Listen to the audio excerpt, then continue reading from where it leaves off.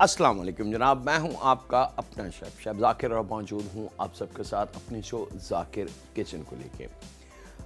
देसी सफ़र हैं जनाब आज दोनों, और थोड़े से घर की कुकिंग भी हो जाए। बहुत सारी रिक्वेस्ट आती है, बहुत सारी फरमाइशें आती हैं कि सर आप वेजिटेबल को फोकस नहीं करते, जबकि ऐसा नहीं है। मैं कोशिश करता हूं पूरी कि सब चीज़ों को इक्वल और बराबर लेके चलूं। और थैंक यू वेरी मच, शुक्रिया बहुत बहुत मेरे उन फैमिली मेम्बर्स का जो कल के सफ़र को उन्होंने अप्रिशिएट किया और पसंद किया। और इस किस्म की और बहुत सारी चीज़ें इंशाल्लाह ताला इन फ्यूचर आती रहेंगी।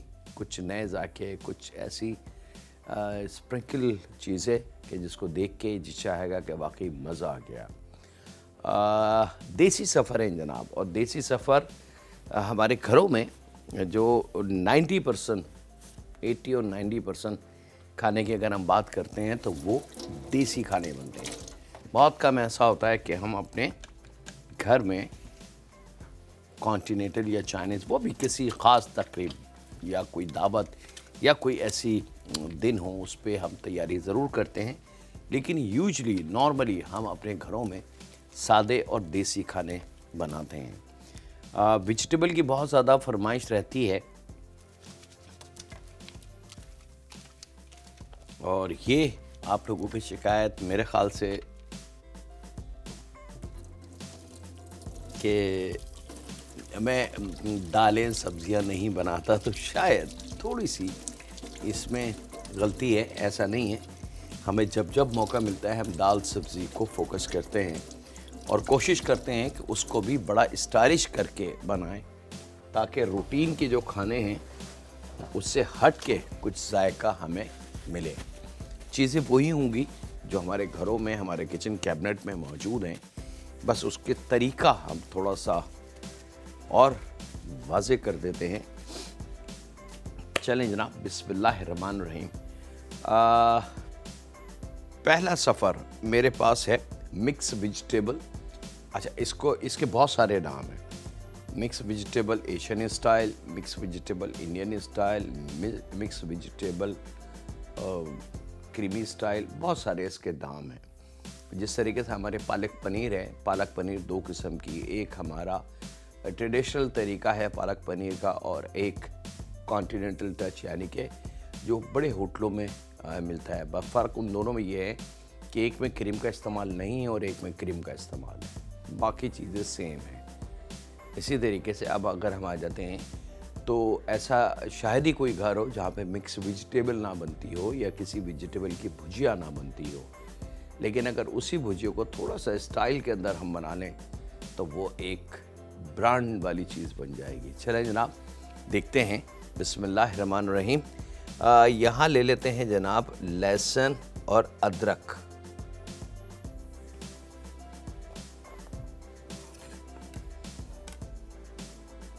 तीन चार जब्बे लहसुन के हम लेंगे, मोटे वाले। अगर छोटे हों तो कम से कम 10-12, और इनको थोड़ा सा कुचल लें। उससे फ़ायदा ये होता है कि एक तो चॉपिंग इसकी बड़ी अच्छी हो जाती है, बड़ी स्मूथली हो जाती है, और हमें ज़्यादा फोर्स नहीं करनी पड़ती है।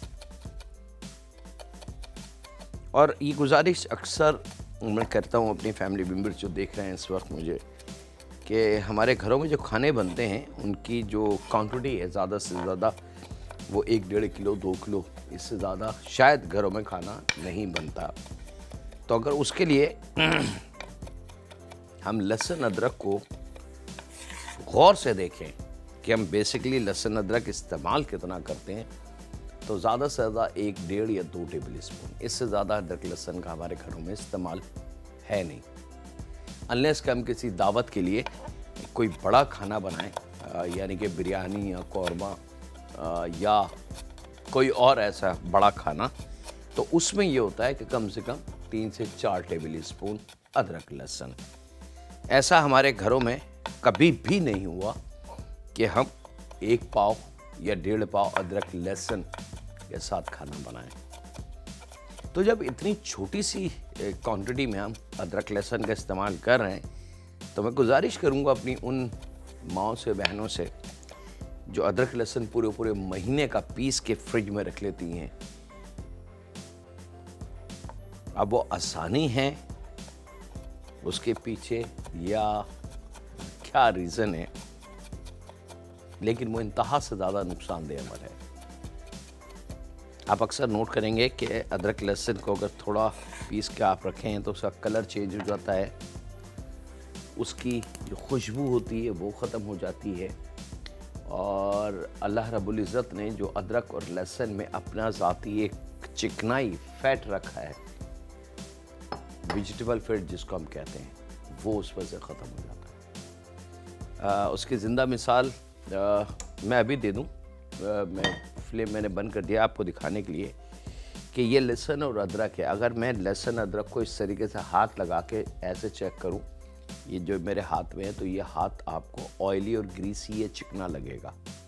लेकिन यही अदरक लहसुन अगर 10, 15, 20 दिन पहले फ्रिज में आप रखते हैं पीस के मिक्स करके और पानी के साथ, तो फिर उनका अमल चेंज होना शुरू हो जाता है। और उसको हाथ लगा के चेक करेंगे तो उसमें चिकनाई नाम की चीज़ आपको नहीं मिलेगी।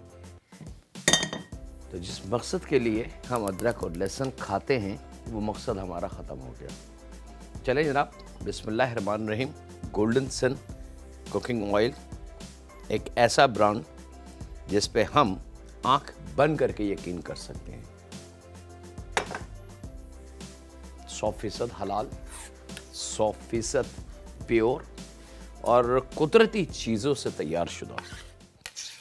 और गोल्डन सन की एक सबसे अच्छी बात ये है कि इसके अंदर, जो मैं पहले भी बता चुका हूँ, कि इसमें आर्टिफिशियल किसी भी चीज़ की mixing, like colouring, like flavour नहीं है। ऐसे बहुत सारे ऑयल घी आपको मार्केट में मिल जाएंगे कि आप जैसे ही उसका ढक्कन खोल के थोड़ा सा गर्म करेंगे तो बड़ी अच्छी सी खुशबू आप तक आएगी।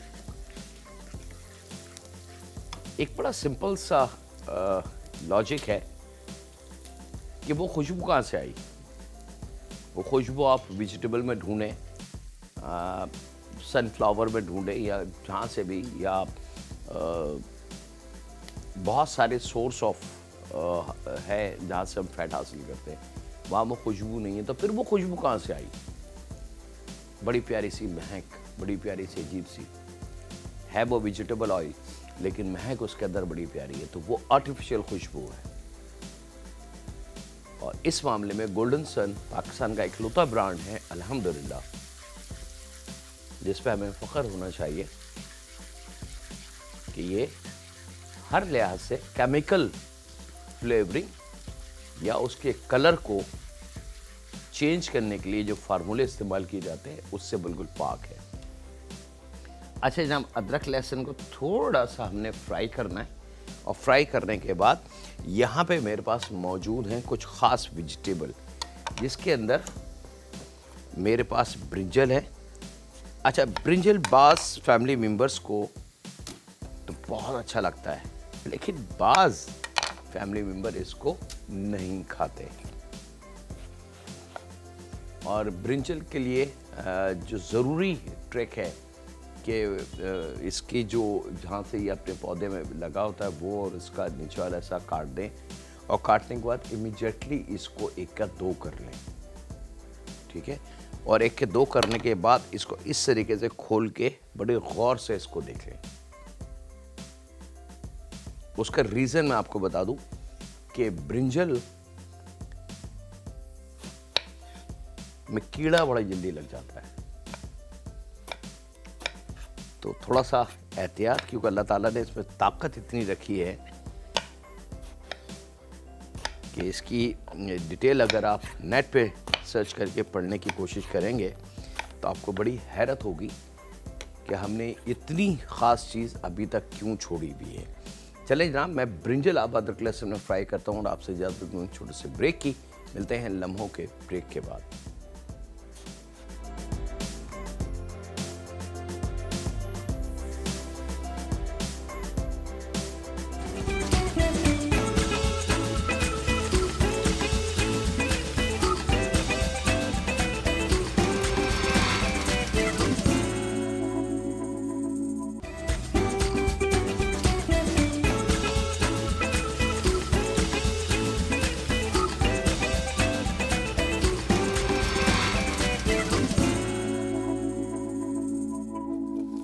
वेलकम बैक जनाब। ब्रेक से वापस आ चुके हैं। ब्रिंजल्स हमने थोड़े से फ्राई करके अदरक लहसुन में और चूल्हे को हमने बंद कर दिया क्योंकि हम नहीं चाहते कि कोई सी भी वेजिटेबल ओवर कुकिंग की तरफ चली जाए। अच्छा जनाब, जब ब्रिंजल हमारा थोड़ा सा पक जाए और ये डर ख़त्म हो जाए कि इसका कलर चेंज हो जाएगा, फ़ौरन एकदम ब्लैकिश की तरफ चला जाता है, तो बस अब चूल्हे को हमने बंद करके एक अदद दरमियानी प्याज लेनी है और उसको स्लाइस करके हमने चॉप कर लेनी है। अब चीज़ें वही इस्तेमाल हम करेंगे इंशाअल्लाह ताला जो हमारे घरों में आसानी से मिल जाती हैं।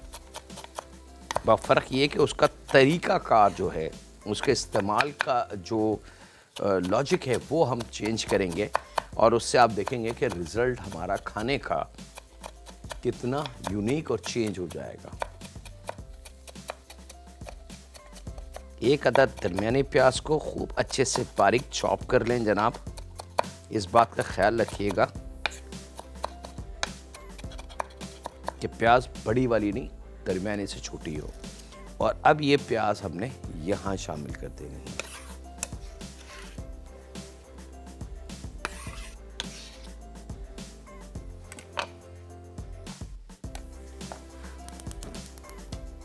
चूल्हे की लो को खोलेंगे और इस प्याज को अब इस ब्रिंजल के साथ आपने थोड़ा सा मज़ीद पका लेना है।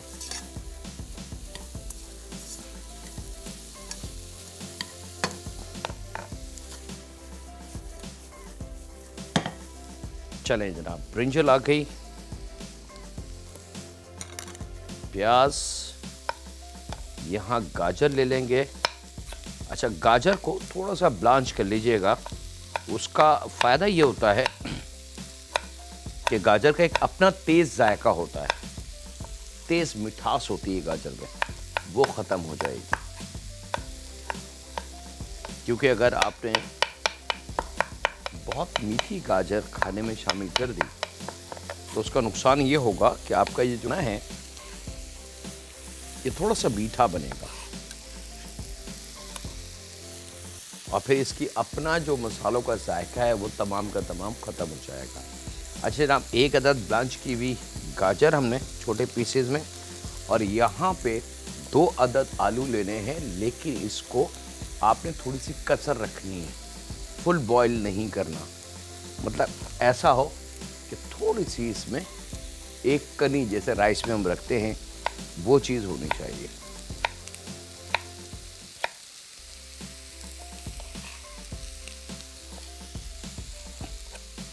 और इसको भी आपने ख्याल रखना है कि ये ओवर बॉइलिंग यानी कि ओवर कुकिंग की तरफ ना हो।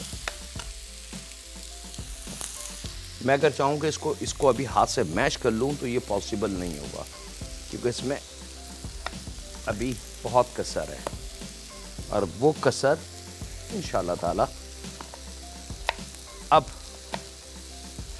हम जब इसको पकाएंगे तो उसमें पूरी होगी। लेकिन अगर हम ओवर कुक कर लें आलूओं को भी तो उसका नुकसान ये होगा कि जिस मकसद के लिए हम आलू खा रहे हैं वो मकसद हमारा ख़त्म हो जाएगा। अब एक चीज़ और मैं दिखा रहा हूँ, ये बड़ी कीमती पॉइंट है, इसका फोकस मुझे यहाँ मेरे हाथ पे चाहिए, ठीक है। अच्छा, अमूमन जब हम आलूओं को उबाल लेते हैं और ओवर बॉइल्ड हो जाते हैं तो एक चीज़ इसमें से गायब हो जाती है, वो है आलू की एनर्जी, यानी कि जिस मकसद के लिए हम इसको खा रहे हैं। अच्छा, अब अगर इसको हम थोड़ा सा कसर रख के यानी कि थोड़ी सी गुंजाइश रख के उबालें और थोड़े से सख्त रखें तो एक ख़ास चीज़ आपको मिलेगी इसके अंदर।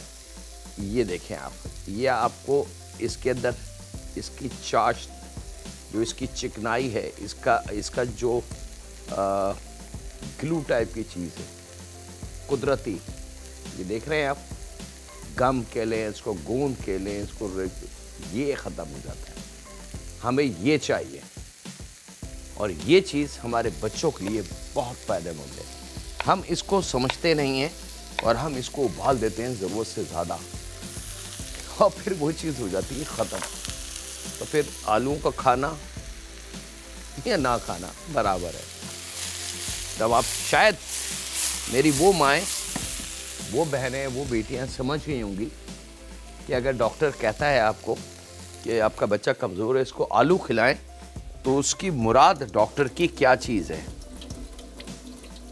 और वो चीज़ हम उबाल देते हैं, और इतना उबाल देते हैं आलूओं को कि उसका जो आलू का अपना लेस होता है, जो ताकत एनर्जी होती है, वो तमाम की तमाम निकल जाती है, ज़ाया हो जाती है।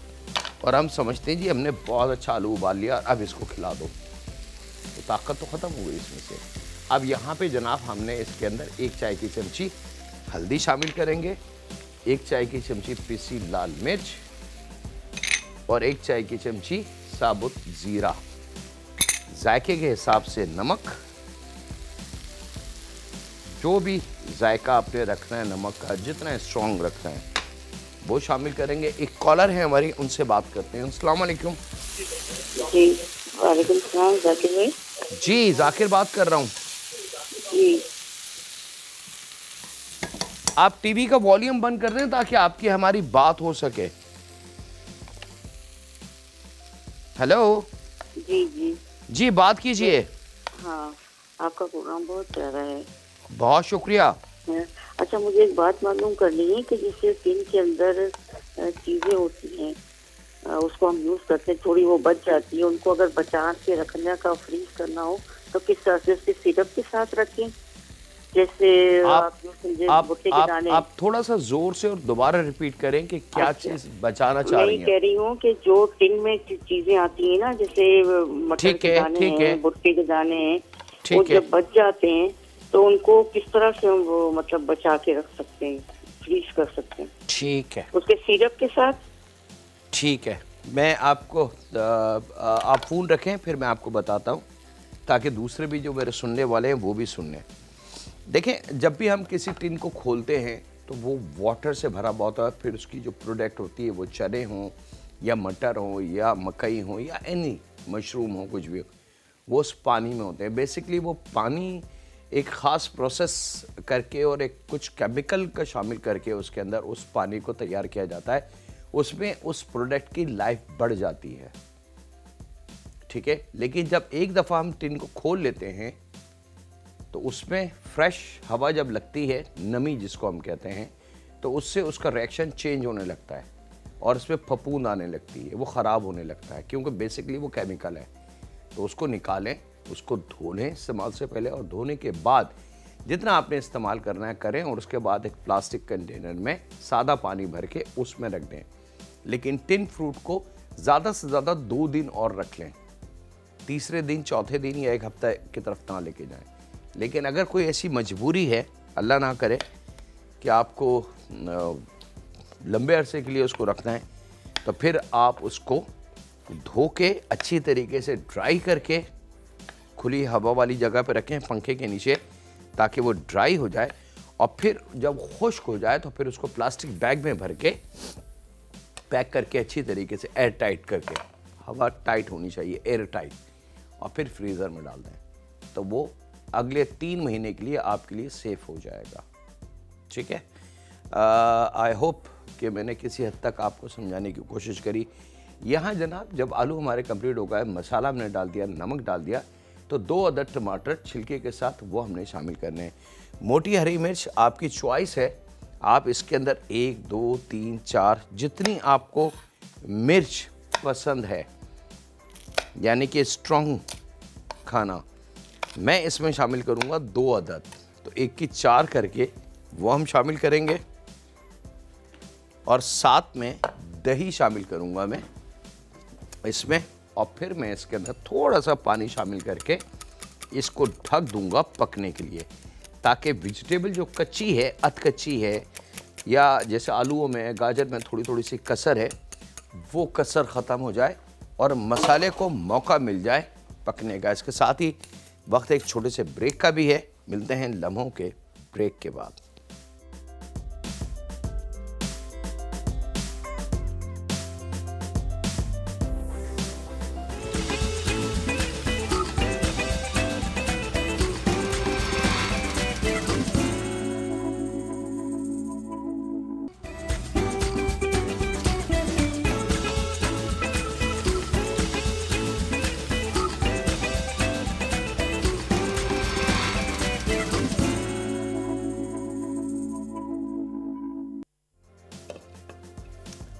वेलकम बैक जनाब, ब्रेक से वापस आ चुके हैं। अब यहाँ पे दही डाल के हमने इसको थोड़ा सा स्लो आंच पे पकने के लिए छोड़ देना है, ताकि ये बड़े मज़े से अपना फ्लेवरिंग जो मसाले की हमने दी है और तमाम वेजिटेबल है अच्छी तरीके से एक जान होना शुरू हो जाए, और जो कच्ची वेजिटेबल इस्तेमाल करी हैं वो भी मज़े से तैयार हो जाए। अब इसमें थोड़ा सा टाइम है, तो क्यों ना हम अपने अगले सफ़र की तरफ चलते हैं। और अगला सफ़र है वेरी स्पेशल,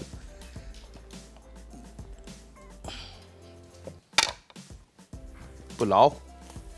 और पुलाव भी है जनाब चिकन मटर यखनी पुलाव, मज़ेदार। एक कॉलर भी है, उनसे भी बात करते हैं। अस्सलाम वालेकुम। वालेकुम सलाम सर, मैं ज़हीर बात कर रहा हूँ मानसेरा से। जी ज़हीर सर, हम आपका अभी बर्फबारी शुरू है, हम आपका प्रोग्राम देख रहे हैं सारे। और ये अभी ये सूप बनाने का, क्योंकि ठंड का मौसम है मानसेरा होगी में, तो ये जो सूप है, ये जो मक्की के दाने होते हैं, इससे जो सूप बनता है, इसका कुछ सिंपल सा तरीका हो ताकि हम घर से आसानी से घर में बना सकें। इंशाल्लाह ज़हीर साहब, आपकी रिक्वेस्ट सर आंखों पे। बहुत सिंपल सा सूप चिकन कॉर्न सूप है जिसमें मकई के दाने डलते हैं, और मैं इंशाल्लाह ताला ज़रूर आपसे शेयर करूँगा। बहुत शुक्रिया, अपना ख्याल रखिएगा। अच्छा जनाब, यहाँ पे प्याज 1 अदद, और इसको खूब अच्छी तरीके से बारीक आपने काट लेनी है।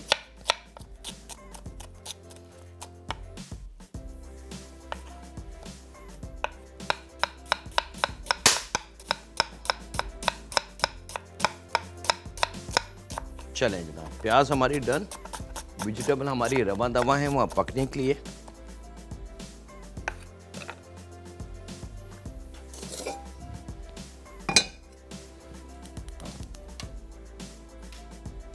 अच्छा जी, पुलाव हम बनाएंगे जनाब गोल्डन सन बनास्पति। आप चाहें तो इस अप टू यू, आपके पास ऑप्शन है, आप घी में भी बना, उस पर ऑयल में भी बना सकते हैं।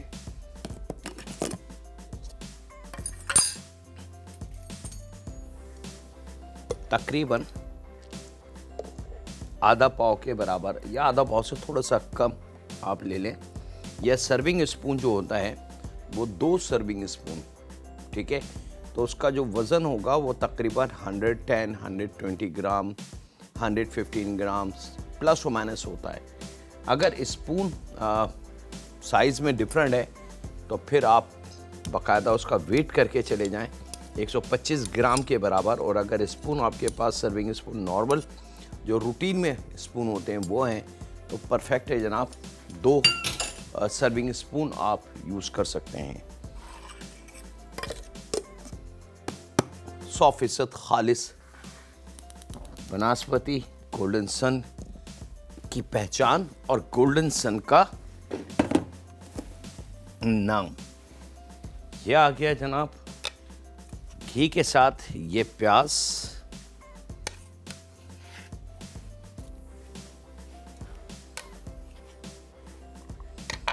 और इसी में हम शामिल कर देंगे थोड़ा सा गरम मसाला, खड़ा गरम मसाला, जिसमें 2 अदद साबुत वाली बड़ी इलायची है, काली इलायची जिसको कहते हैं ब्लैक कार्डेमम, ग्रीन कार्डेमम यानी कि हरी इलायची छोटी वाली 4 से 5 अदद, 5-6 दाने लौंग के, 2 फूल बादियान के, इसको स्टारनेस भी कहते हैं, और यूनिवर्सल फ्लेवर है ये पूरी दुनिया में इस्तेमाल होता है, चाइनीज़ खानों में भी, कॉन्टिनेंटल खानों में भी, और हमारे एशियन खानों में भी। बे लीफ 1 से 2 पत्ते, दारचीनी ले लें आधे इंच के 2-3 टुकड़े, आधी चाय की चमची ज़ीरा, और तकरीबन 1/4 चाय की चमची साबुत वाली काली मिर्च गोल वाली। ये इसका खड़ा गरम मसाला है जनाब, और ये इसमें शामिल करके हमने थोड़ा सा इसको फ्राई कर लेंगे। और यहाँ वक्त एक ब्रेक का है, कहीं नहीं जाते, मिलते हैं लम्हों के ब्रेक के बाद।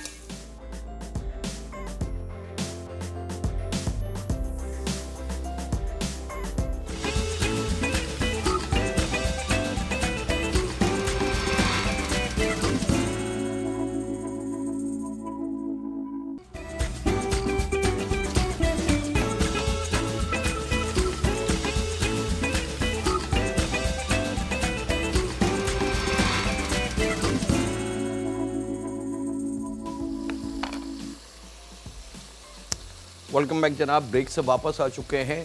प्याज, खड़ा गरम मसाला, उसके अंदर हड्डी वाली चिकन तकरीबन आधा किलो से 3 पाव और एक छोटी सी पोटली बना के डाली है जिसके अंदर 1 टेबलस्पून साबुत धनिया और 1 टेबलस्पून साबुत सौंफ है। ठीक है, और ये आपने डाल दी। इसके साथ ही आपने इसके अंदर मोटी वाली हरी मिर्च 5-6 दाने लेके सिर्फ डंडियाँ उसी काटनी, वो इसमें शामिल कर देनी है। उसी के साथ आपने मटर शामिल करने हैं 1 प्याली भर के। सीज़न में इस वक्त मटर हैं जनाब, परफेक्ट चीज़ है। बच्चों को ज़रूरत से ज़्यादा कोशिश करें कि खिलाएं।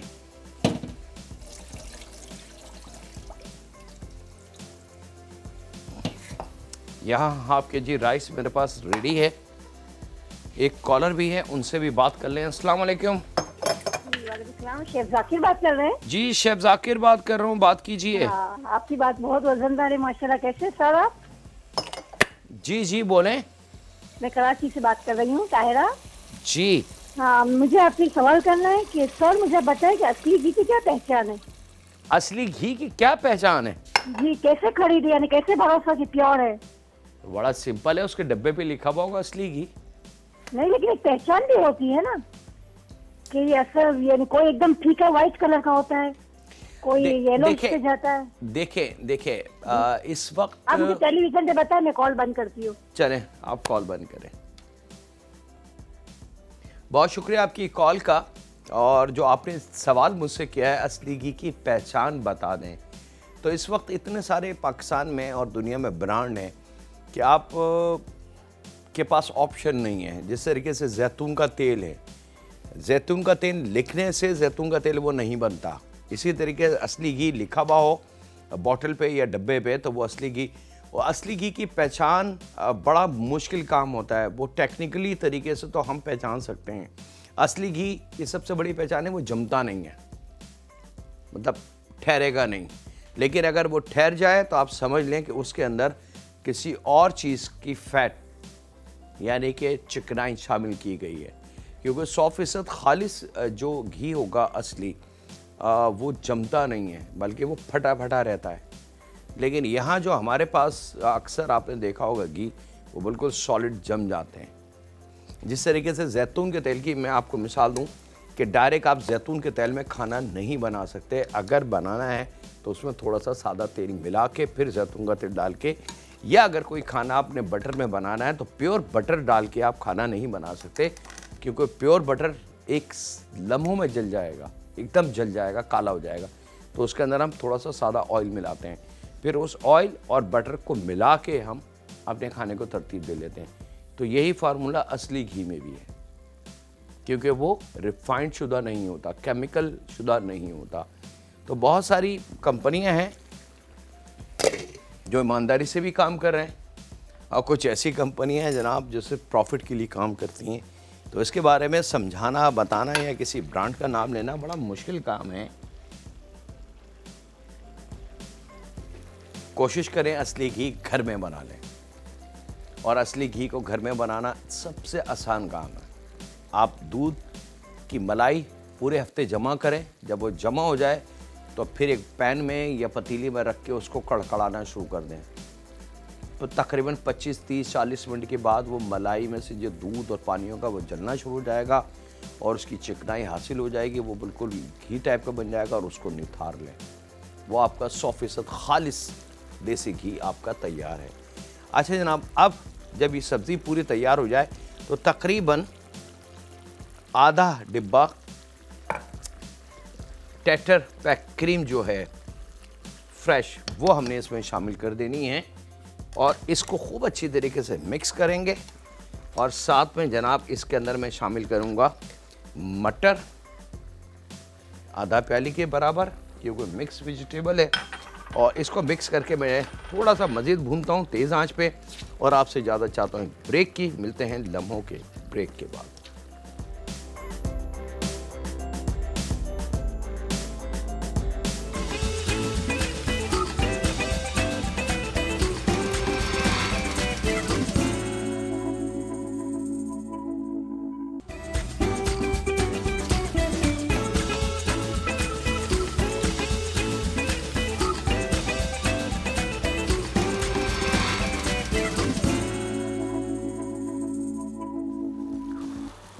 वेलकम बैक जनाब, ब्रेक से वापस आ चुके हैं। यहाँ पे सब्ज़ी का जब हमने क्रीम शामिल कर दी, नमक आप चेक कर लीजिएगा अपने जायके के हिसाब से। आपको ज़रा सा भी कम ज़्यादा लगे तो वो आप कर सकते हैं, ज़्यादा हो जाएगा तो मुश्किल हो जाएगी, कम को आप बढ़ा सकते हैं। क्रीम शामिल करने के बाद अब थोड़ा सा तेज़ आंच करके इसकी हमने भुनाई कर लेनी है। हमारी वेरी स्पेशल इंडियन भाजी या क्रीमी मिक्स वेजिटेबल या वेजिटेबल मसाला परफेक्टली तैयार है। यहाँ पे देसी यखनी पुलाव जो है, मटर पुलाव, वो बिल्कुल तैयारी की तरफ है। और पानी का सिर्फ आपने यहाँ पे ख्याल रखना है कि जैसी उसके अंदर कनी बन जाए वो परफेक्ट पानी है, और फिर उसको दम पे छोड़ दें। और ये थोड़ी थोड़ी देर बाद एक राइस का दाना निकाल के आपने इस तरीके से चेक कर लेना है कि कनी की पोजीशन कहाँ है। पहले सख्त शामिल होगा, फिर उसमें तार बनेगा, तार बनने के बाद वो तार टूटेगा, और फिर 4 कनी, 3, 2, 1 और 0। भाई ये बारीकी संभालनी है। पुलाव बनाना सबसे आसान काम है, लेकिन हमारे जो यंगस्टर हैं वो बड़ा घबराते हैं। ये लीजिए जनाब, सब्ज़ी हमारी परफेक्टली रेडी। इसको मैं डिश आउट कर लूँ। बिस्मिल्लाहिर्रहमानिर्रहीम।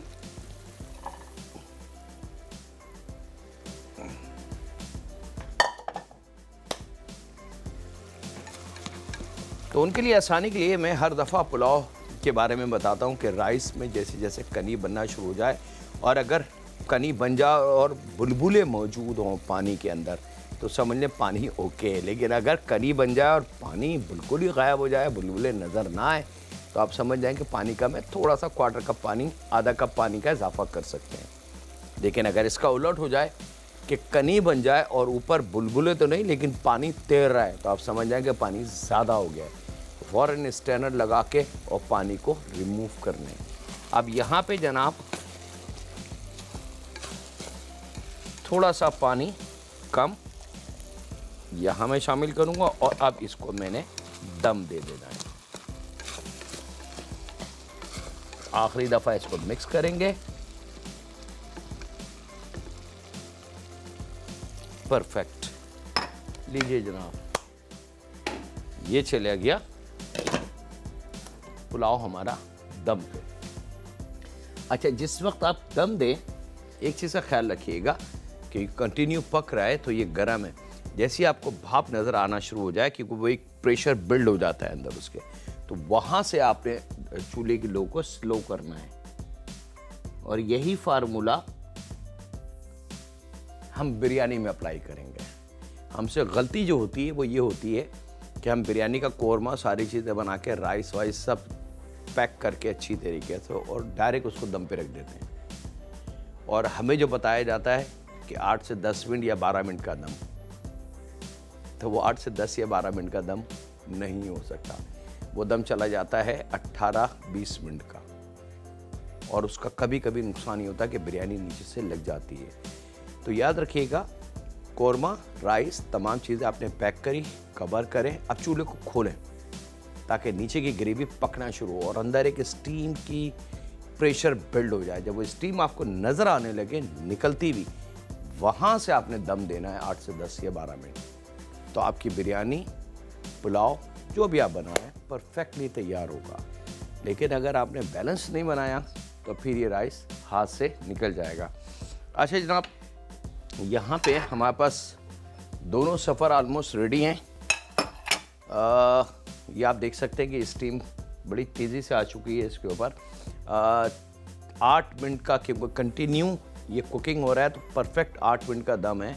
आप 1-2 मिनट एक्स्ट्रा रख सकते हैं, दे सकते हैं, और उसके बाद आप डिश आउट करें। इसके अंदर मज़ीद कोई चीज़ हमने शामिल नहीं करनी। तमाम मसाले, 12 किस्म के मसाले नहीं है, सिर्फ खड़ा गरम मसाला और नमक है। ठीक है। हरी मिर्च हमने ली है तेज़ी के लिए। मटर, अच्छा मटर के साथ अगर आप चाहें तो इसमें उबले हुए चने भी आप डाल सकते हैं। ठीक है, बच्चों के लिए, क्योंकि बच्चे पसंद करते हैं उसको। और अब आपका ये देसी यखनी मटर पुलाव आपका बिल्कुल तैयार है। 2 तरीके हैं इसके, ये चिकन में है। आप अगर सिर्फ सादा मटर पुलाव बनाना चाहते हैं तो इसमें से चिकन हटा दें, बाकी फार्मूला सेम है। और इसकी जो की है वो है साबुत धनिया और साबुत सौंफ, जो पोटली बना के हमने इसमें डाली थी। उसकी खुशबू इस पुलाव को बहुत मज़ेदार बना देगी। अब यहाँ पे मेरे पास दम में थोड़ी सी कसर है। मैं कोशिश करूँगा कि इसकी चंद लम्हों बाद, क्योंकि मैं बस टाइम स्लिप हो चुका है हाथ से, जब ये तैयार हो जाए तो मैं इसकी जो फुटेज है वो आपको फेसबुक पे ज़रूर आपको नज़र आ जाएगी। तो मैं आपसे इजाज़त लूँ, वक्त हुआ आपसे इजाज़त लेने का। अपने घर वालों का, दोस्तों का, बुज़ुर्गों का, बच्चों का और बेटियों का बहुत ज़्यादा ख्याल रखें और दुआ करते रहें उस खालिक मालिक, उस परवरदिगार से। वो रब है। हमने ये नहीं सोचना कि हमारी दुआ कबूल क्यों नहीं हो रही, और हमने ये भी नहीं सोचना कि हम गुनाहगार कितने हैं। हर इंसान अपने गुनाह को बहुत अच्छी तरीके से जानता है। कोई शख्स अगर यह कहे कि मुझे मेरे गुनाह याद नहीं है या मैंने कोई गुनाह नहीं किया, तो मैं समझता हूँ कि उसको थोड़ी सी अपनी ज़िंदगी को खोलना चाहिए, ढूंढना चाहिए। बहुत सारी गलतियाँ हम कर जाते हैं रूटीन में, जिसका हमें पता भी नहीं चलता। सबसे बड़ा बात गीबत, चुगलखोरी, बुराई, पीठ पीछे बुरा कहना, ये सब गुनाहों के ज़म्मे आ रहा है। लेकिन एक चीज़ का ख्याल रखें कि जब बार बार दरवाज़े को नॉक किया जाए या पीटा जाए तो हो सकता है शुरू में दरवाज़ा ना खुले, लेकिन ये मेरा ईमान है कि एक दिन दरवाज़ा ज़रूर खुलेगा। वो मेरा रब है, वो हम सबको जानता है, तो उसकी रहमत से हमें मायूस नहीं होना चाहिए, क्योंकि हम कितने बड़े गुनाहगार क्यों ना हैं, लेकिन मेरा रब कुल जहानों का मालिक है। वो बहुत अजीम और रहीम है। उसके रहम के आगे तो हमारे गुनाह एक ज़र्रे के भी करोड़ों में हिस्सा कर लें तो वो भी नहीं है। इसके साथ ही वक्त है आपसे इजाज़त लेने का। अल्लाह हाफ़िज़ होने के बाद।